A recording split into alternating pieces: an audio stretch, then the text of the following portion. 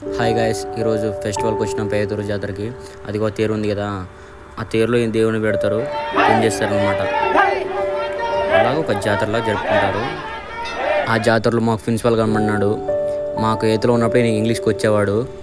ఈయన ఎందుకు ఇప్పుడు ఈయన గురించి చెప్తున్నానంటే, ఆల్మోస్ట్ 6 years అయిపోయిందనమాట. ఇంటికి వెళ్ళాలంటే మా బామ్మ చనిపోయింది, నాకు జ్వరం వచ్చింది అని ఏదో అబద్ధాలు చెప్పేసి వెళ్ళిపోయేవాళ్ళం అనమాట. ఆయన చూసిన వెంటనే ఏదో తెలియని ఆనందం. ఆయన అప్పటికిప్పటికి అలాగే ఉన్నారు.